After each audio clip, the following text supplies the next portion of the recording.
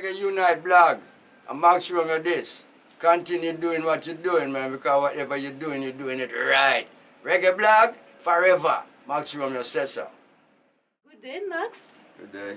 Thank you for receiving us today here in Linstead, in Jamaica, and for answering our questions. Okay.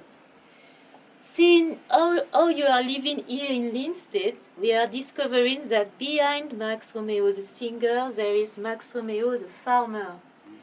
Having a farm and living on the farm, is it the best lifestyle for the Rastaman? Yeah, man. That's a high life for I and I, you know, to be one-on-one with nature, you know. I like animals. I love to see a lot of animals around me. This gives me opportunity to see that, you know. And to grow your food? To grow my own food, you know, because I'm not too much of the GMO food, you know. I got to have my own food plants, you know. For example, what are you growing in your property? A lot of things, on a small scale, like I said.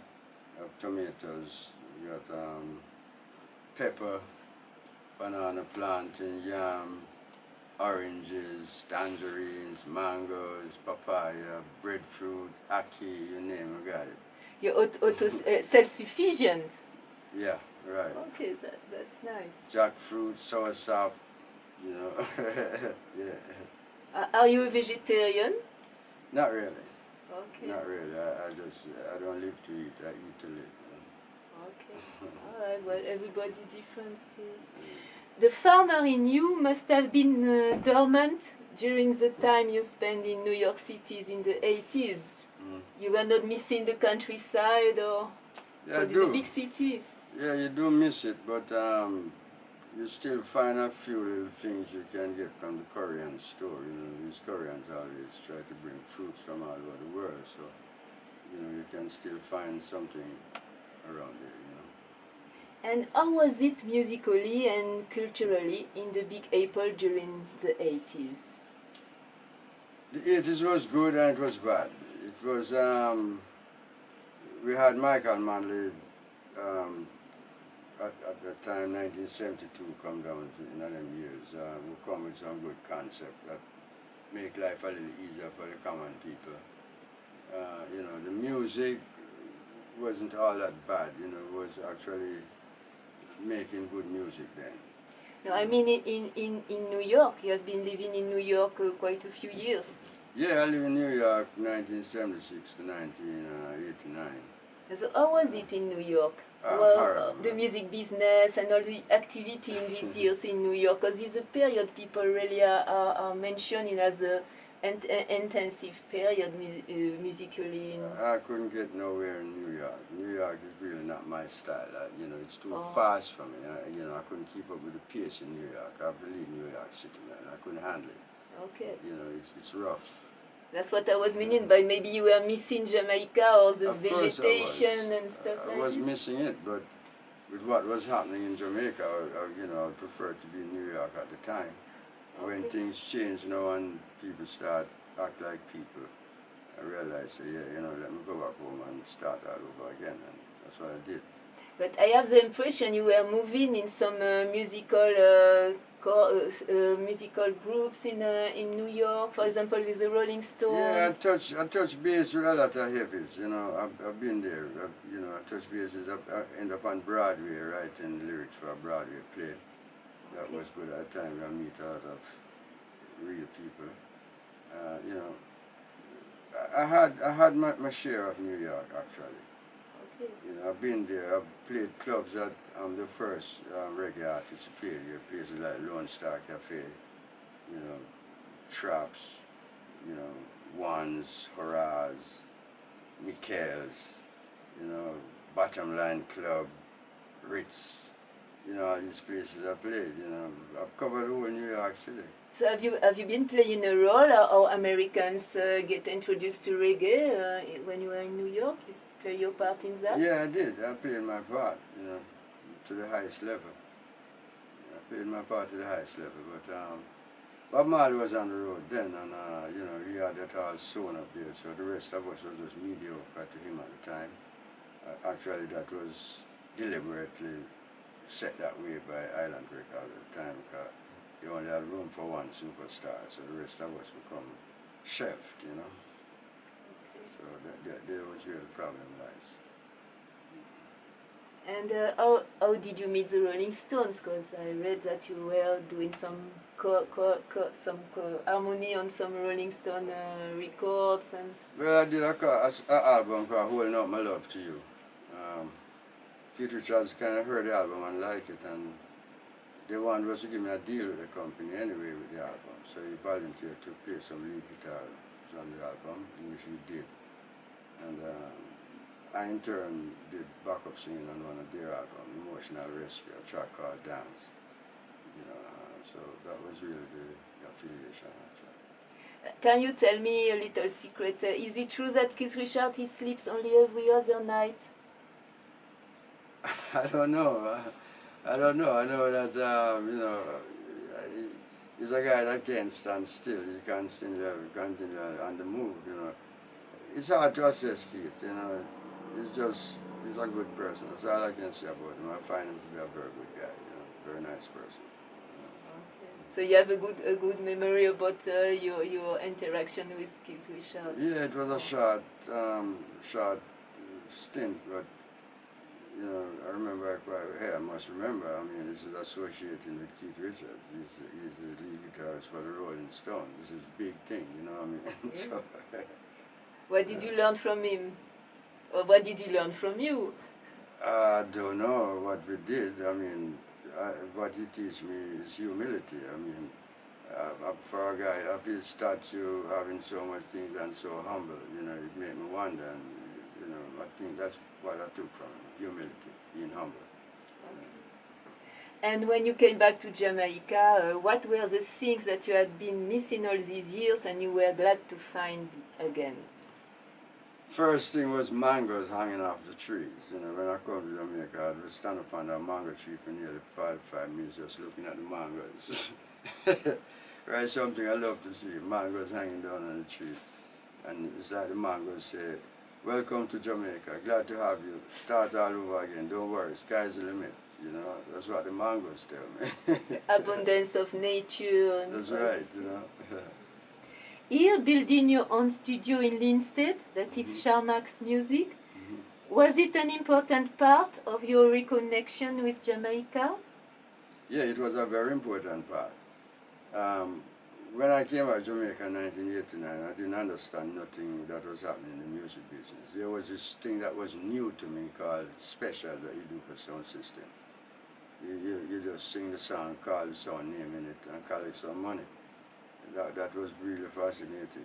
It took me about 1 year before I could actually fall in line with the thing, you know. I just didn't know how to do it. And I met some very important youth at the time run by jammers, people like even Bujabant, and he was still on the wall. Shabba had left the wall. He had a few other guys still on the wall at jammers. And these guys like Penny Irie, Roddy Irie, all these guys, they tell me, Max, you're a legend. And the thing is that when we were going straight to dub plate when you're doing the special, the dub plate cutting while you're singing. So if you make a mistake, somebody's gonna grab the mic from you and throw you out the studio because you spoil a dub plate, you know what I mean? So these guys tell me, Max, don't try it because he's a legend. We don't want you to be embarrassed. So just sit and watch and see what's happening. And that's what I did till I write a special called 10 Commandments of Sound. Commandment 1, there can only be one #1 sound. Commandment 2, thou shalt not borrow other soundboy box or selection to play against the champion sound. Goes on and on. And that was my breaking point. First person to take it was Stone Love. Didn't give me no money, give me $300 and said, buy a beer. I don't pay artists to do special because if I'm not playing you, you ain't nobody. So I said, all right, people, thanks for the information. Took the $300, buy the beer, and that was it. It just took off. Every sound wanted to cut a 10 Commandments. All of those tracks falling like Warner Babylon, One Step Forward, you know, they start demanding special from there. So that was actually the beginning, which was very, to me, you know, was a nice thing. I love it. I love every minute of it, you know. Yeah. Okay, but you had to readjust? I had to readjust. I would start from kindergarten again. Wow. So that's why you build up this studio in Linstead? That's right. I decided that my kids start getting interested in the music thing. And I just said, okay, I got to put a studio together, to not just me, to accommodate them as well. Because I don't want them in a studio trying to put everything together and somebody telling them, your studio time is up. Now here, studio time is unlimited, you know. So, it's comfortable, yeah, you can take time. Yeah, you wake up midnight with an idea, just walk in the studio, get around the piano, put it on tape, tomorrow morning you work on it again. Oh, it's a perfect tool. Yeah. And what kind of musical activities are taking place here today in your studio? We only do roots rock reggae, actually. You know, this is our roots studio. We don't do dancehall. I mean, if you have a dancehall song that you want to do, we'll help you along with it, but it's not our specialty. We sing praises to Rastafari. That's one of the main themes of Jamaïque music. It's all about Jah. Okay. Who is visiting Ibamar? Because I know you have been helping a lot of young well, here's where Ibamar get his start. You know, he did his first record here, a song called If You Had It and Lose It, Don't Blame Me, something like that. And he came to the studio, we were doing a session, and I told Yellow, let's hear what he's got. When he started singing, Yellow didn't like it because he didn't understand. So I told him, look, this guy is a replica of Jacob Miller. Jamaica people love that thing. So give him a break. And he did. He gave him the song and said, look, not much I can do for you, but here's the song. It's yours. Take it. Go promote yourself. And he did. And he take it and bust himself. Great Ibamar. So we can say Ibamar started his career at Jamaïque music? Right at Jamaïque music. He tells the world to you. He tells it every time we do an interview. He let them know. Max Romeo helped me to emerge in this thing. You know, he's not ungrateful. He has a lot of respect for you. Right, yeah. 3 of your children are following the musical path. Your daughter Xana and your sons Ronaldo and Romario, known as Rominal. How do you feel about that? What's the biggest advice you can give to them? Well, how I feel is a great accomplishment for me. I don't know if they know the joy that they bring to me in following my footsteps in this thing. And I work for years to set the foundation for them. Their own publishing company, booking agent, everything. So they're ready to roll. They have their own band together, good instruments, all the instruments they require, they got it to hit the road at any time. You know, it's a wonderful thing. I think people should pay attention to children. There's a lot of things about Jamaica. Something tells me that Jamaicans not too much in love with dogs and children. They get the most abuse in this country because they don't understand it. You know, dogs and children, they're at the bottom of the line, the least think about, the most abused. So do you have an explanation for that? I think it's stress and frustration on the part of the parents. It's poverty, which is the greatest sin ever. You know, that's one of the main factors, poverty. You know, poverty sinks you into degradation and it makes you can't think. And that's what happened. Yeah, because you cannot take care of yourself so good, so you cannot take care of your children. That's right. In the song Chase the Devil, one of your biggest hits, you are sending the devil to outer space to find another race. So, but out of solidarity for our alien brothers, could not it have been better to destroy him? Because you're sending the devil to other people. Look, the devil have nuclear bombs. The devil have Huey helicopters, Harrier jets. I mean, these are his old equipment. I don't really know the name of the new ones that he possesses now. But I'm just talking about the old ones that he had and still have them. The devil's arsenal is beyond your imagination. And who is the devil? Who's that devil? When negative, you wrote that song, who was the devil? The devil is a negative within man, you know. It's not really a person, a place, or a thing, you know. It's a negative within man. And men at the top, as the politicians tell you, about 1%. They are the devil. These are the people who call the shots. These are the people we should put on the shuttle and send to the space station. and then leave the earth so we all can enjoy it in a civilized manner. But maybe they do bad things to somebody else in other planets. I don't know. So maybe she's Well, have to destroy it. I don't think all you're talking about life on Earth. Let me show me some life in space. I want to bring a human here on Earth and show me and say, this guy is from Jupiter, this guy is from Mars. He was born and bred there and educated there. Until they show me that, I'm saying bullshit. You know, they're trying to make us believe that they know all the evilest things that the devil knows all the evilest things that he put on earth to destroy life. Nothing to make life. Everything is to take life. Could the devil have been a gunman in a ghetto with a gun that shoot people also in these times? The devil is the man within the man with the gun. Okay. You see? The devil is in everyone. Okay. God is in every man and the devil is every man. One is positive and one is negative. God is positive. God is the one who will tell you no when you're about to do something terrible. The devil is the one who boosts you and tell you, go ahead, man, you look good killing the guy. Yeah, you're going to get your name on the TV and in the radio tomorrow. Go ahead, cut his throat. So it's some little voices, Exactly. positive, negative, and Right. you choose to listen. And God is telling him, no, you're going to go to prison, you're going to go through all this hell for doing that, so don't do it. Most of the time he takes the talk from the devil instead of God. You see, so God is a positive within man and devil is a negative within man. And you are saying also the route to righteousness is narrow. So is that route the spiritual route? The spiritual route is a very narrow route. Is The it road positive to route? righteousness, the road to heaven, I'm not talking about heaven that Christians talk about. I'm talking about the road to joy and happiness within your life. Is a very narrow road. How to achieve that? What you have to, or you have to move within this route? What you have to choose? First, you got to chart your route, and you have to be humble in your movement, and you have to see everything yet see nothing. You have to hear everything yet hear nothing. You got to say everything yet say nothing, and you go through. Yes, that is another thing you are saying. You are saying the more you look is the less you see, and the less you look is the more you see. That's so right. what does this mean? It means looking out, you ain't seeing nothing. But looking in, you see everything. So Inside the more you yourself. look out there, the less you see. The less you look, you're going to see inside, and the more you see. Ah, this is a spiritual It's advice. a spiritual thing. Ah, Yeah. okay. Do you consider reggae music as a spiritual music? It is.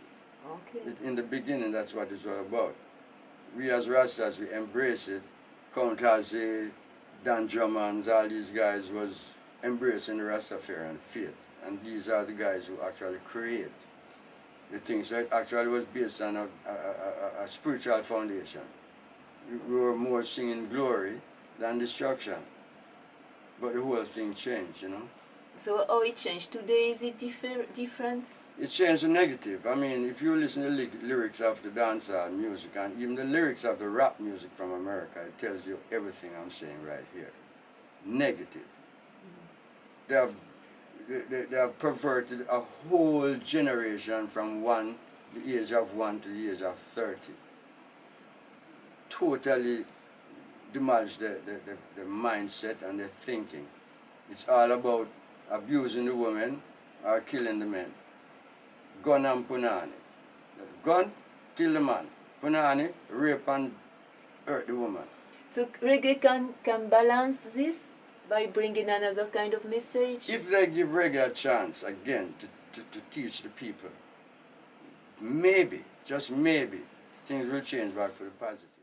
What reggae artists could do that reggae could have a bigger voice in America to balance all the power of rock music? It's kind of hard. I mean, real hard.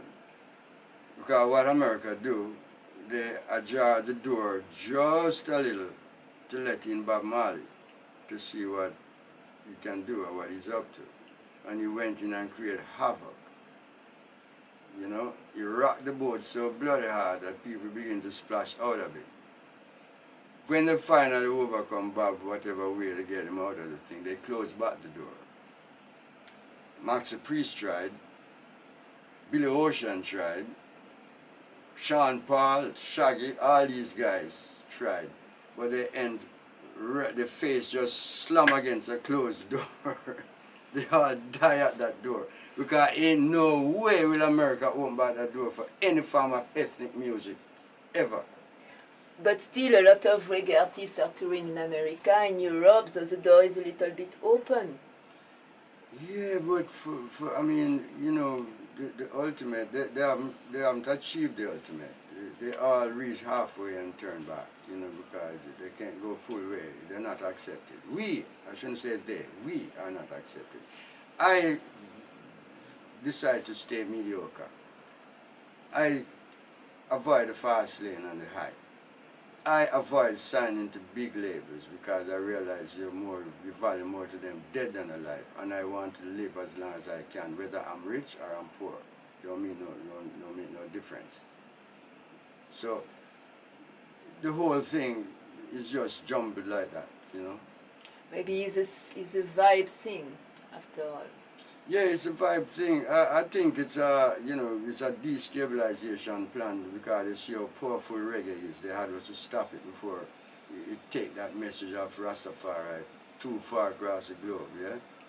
So they had us to nip it in the bud. And the way to do it is to covertly put these kids in the state of mind that they are with the music, you know, violence and disrespecting the female sex in the lyrics and things like that.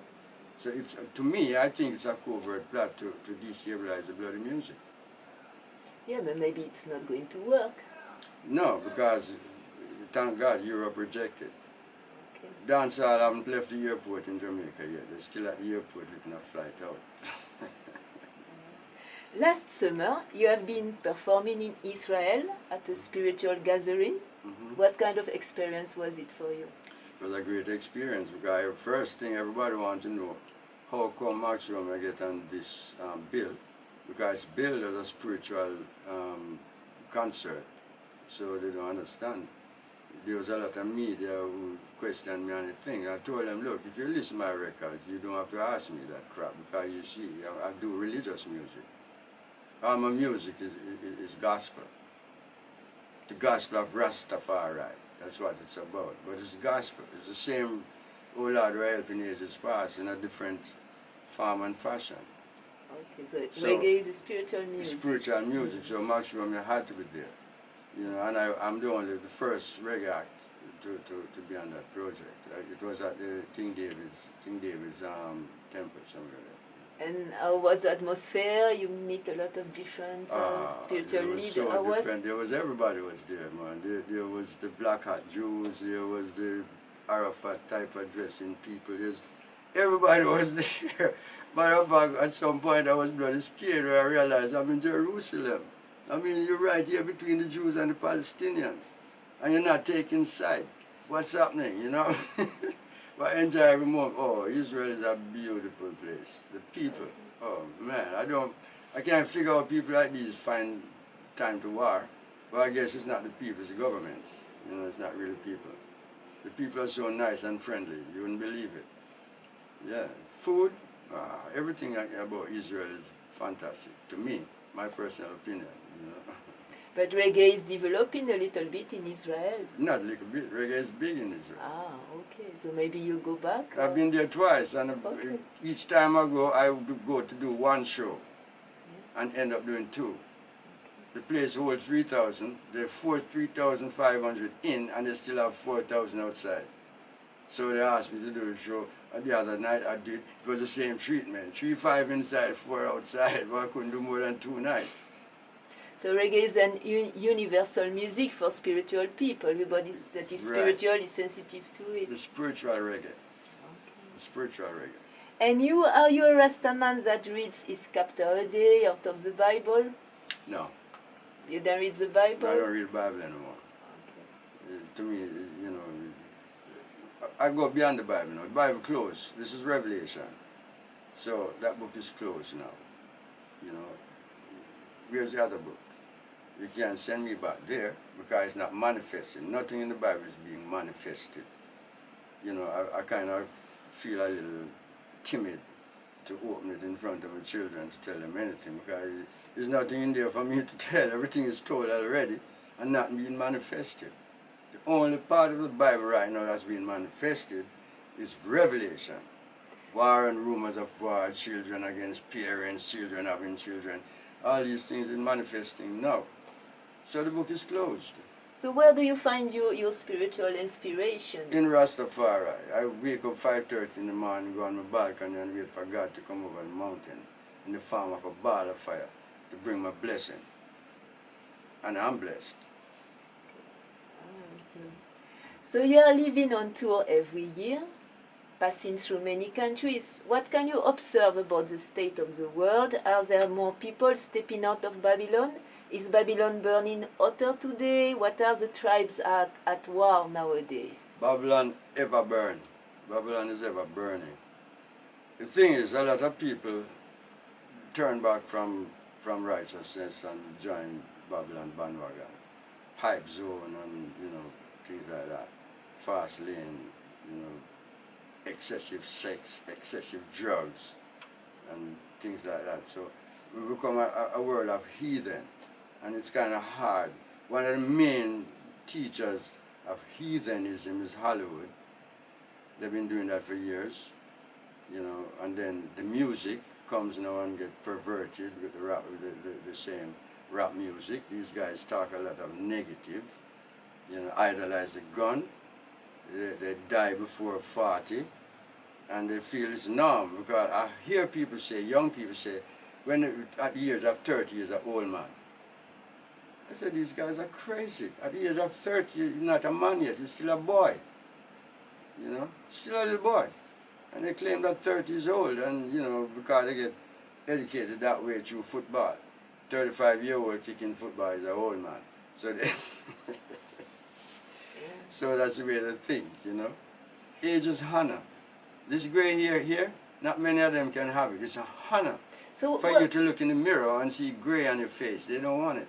How do you, for example, how do you take old age? Is it more positive than negative in becoming old? What is it becoming old for you? Age is positive. Okay. Getting old is a positive thing because it's actually gaining experience. What can a young person tell me now that he did that I haven't done? Okay. Unless it's something perverted. I stay away from perversion. I never did like perversion from a kid. I hated it. But what can a young man do now that I haven't done already?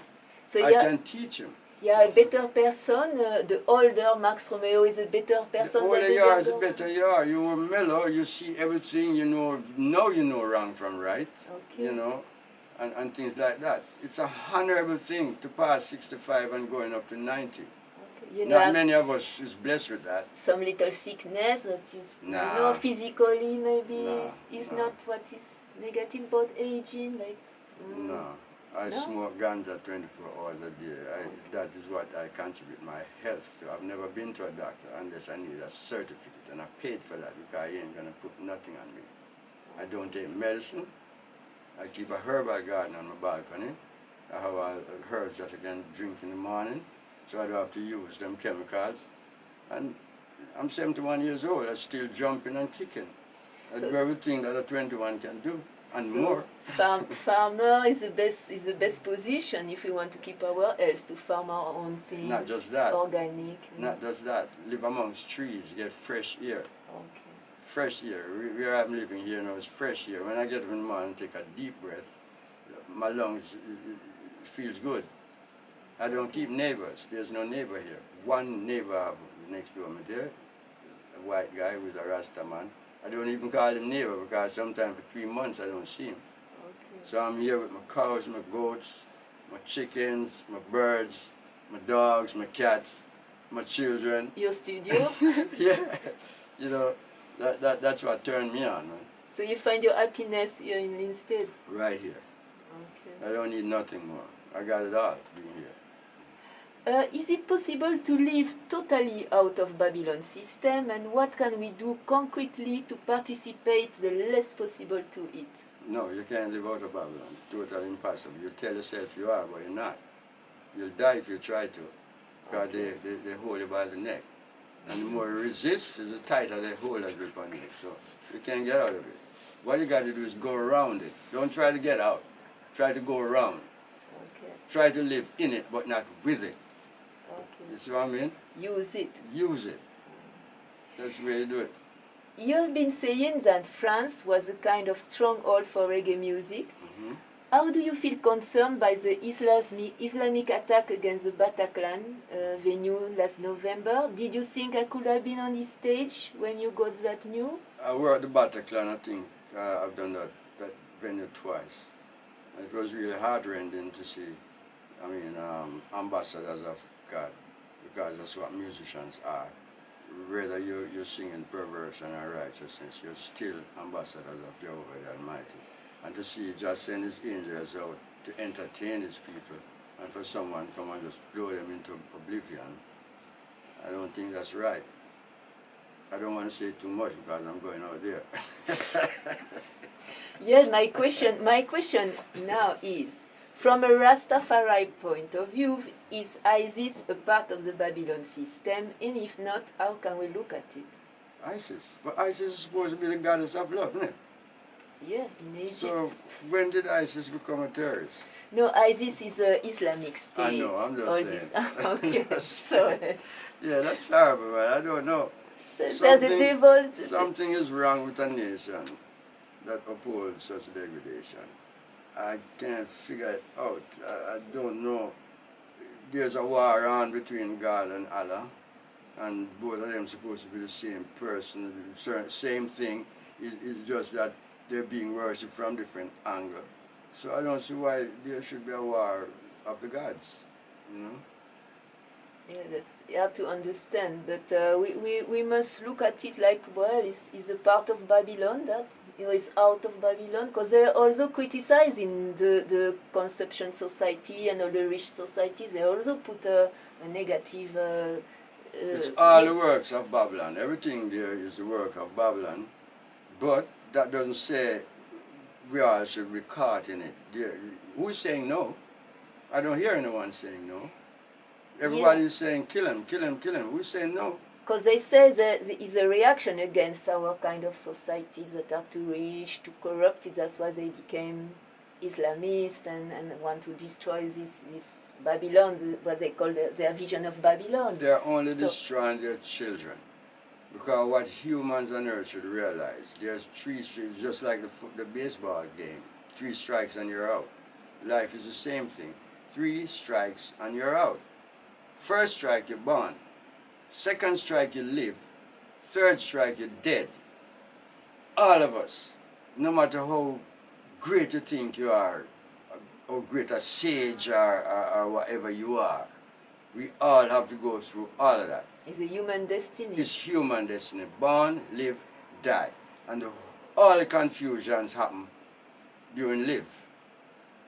Live is one of the most confusing things to do. It's one of the hardest things for a human to do on earth is to live. It's not easy. You don't know when. And it's not a matter of if. It's a matter of when. And you don't know when. So what is the fuss about? Born, live, die. 3 strikes and you're out. So all this fuss about God and Allah and Jesus and Buddha and Krishna and all these things are meant to confuse. Because we're all the same, and we're the same sin, we are giving different names to the same sin probably. We all bleed when we get cut. We all hurt when we are hurt. What's the difference? You're a Muslim, I'm a Christian, I'm a Rasta, I'm a Buddhist. What's the big deal? We're all pointing to the same entity, the Almighty, that band all of us together. We call him different names. I refuse to use the word God. I say Jehovah the Almighty because in my estimation, the word God is being contaminated by all kind of evil forces. One of the main people that actually contaminate the word God is Christians. They don't know nothing about God. They know about money and empires. You know, these big evangelist preachers, Reverend Copeland, he's got his jet that takes off from in front of his mansion. You know, Harold Roberts, all these guys are rich guys, just like the guys in the Bible. Solomon, David, all of these guys were rich guys. That's why they get mentioned. And we just keep kneeling down and following and acting like some little mutt. Well, they take not just with belongings, they take with life and with blessings as well, and then tell us it's easier for a camel to go to the half a needle than a rich man to enter heaven.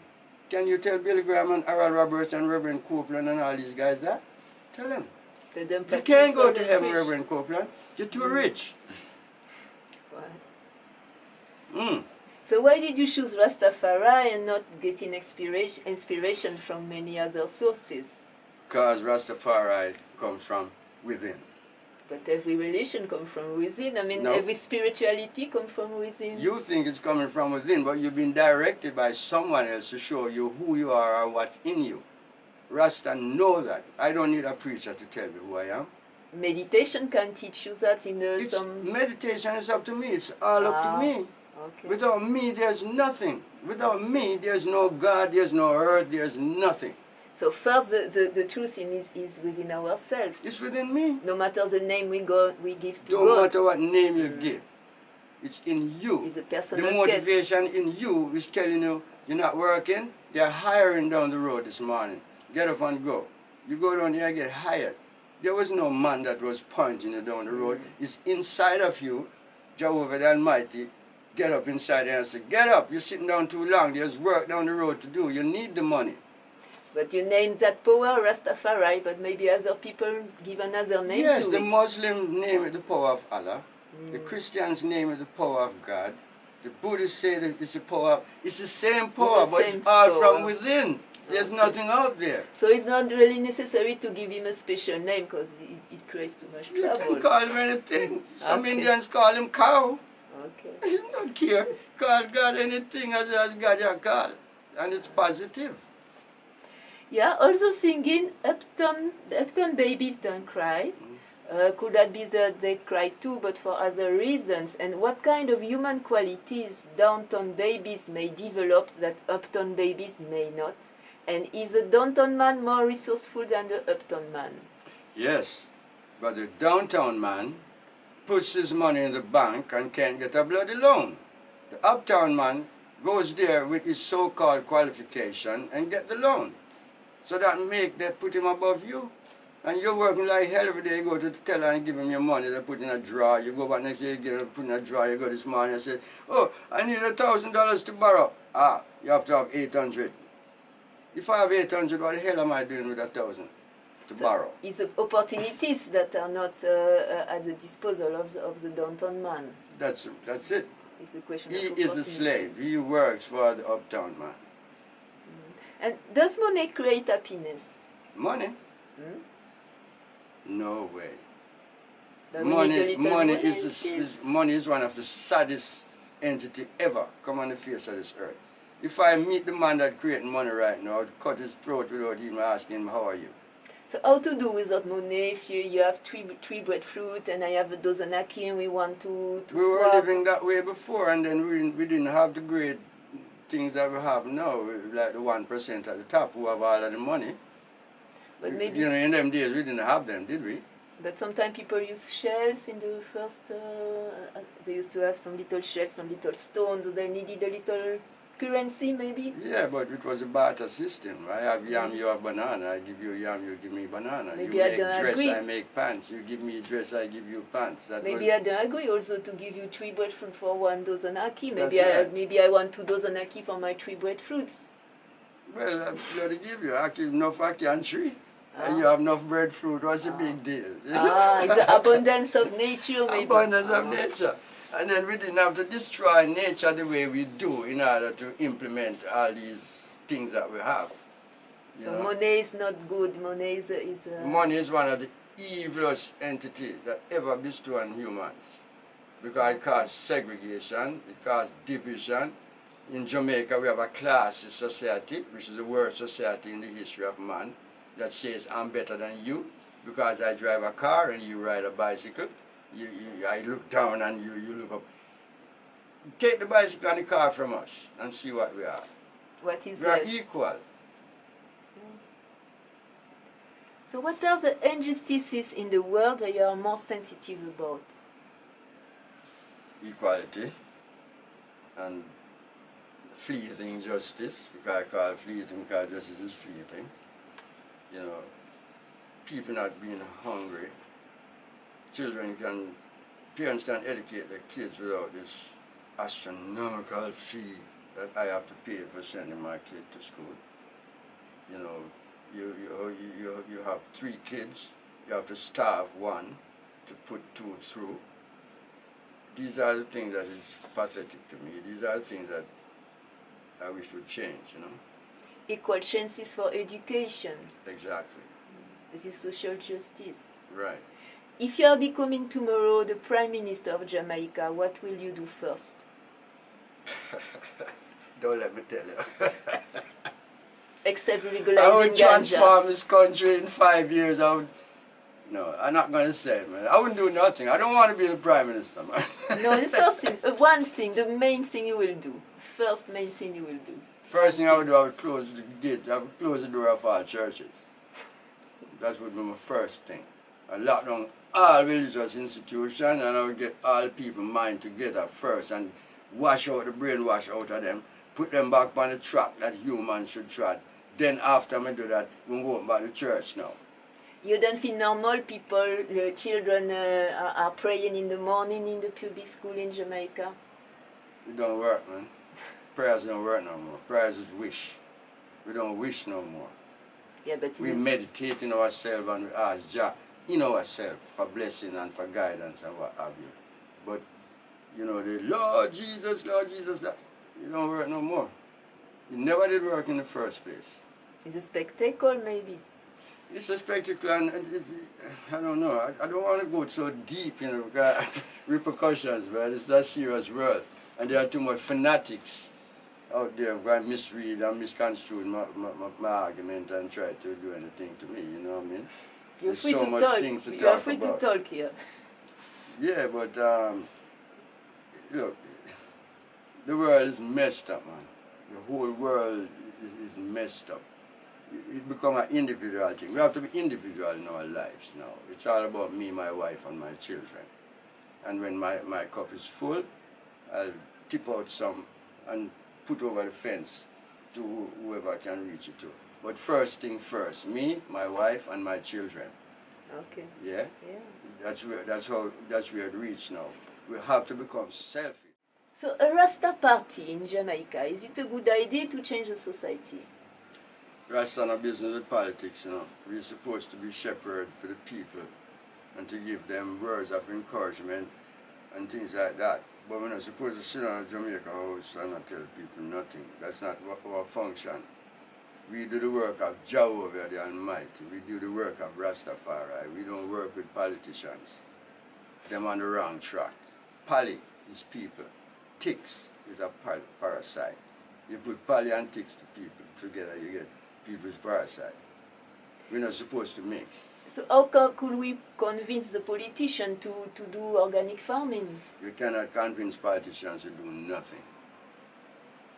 When they look in office, they tell you a lot of crap, a lot of promises, and then when they settle down, 4 or 5 years after you see them. This is from generation to generation. It's from Bustamante right down to Andrew Wellness. So how to do to change the society, that it go to with our Rasta vision, that is follow the Rasta principle, is respect the nature. How can we do to change the society? I could sit here and tell you a lot of nice things that we could do, but we've been doing it for years and it don't work. We have to just wheel and come again.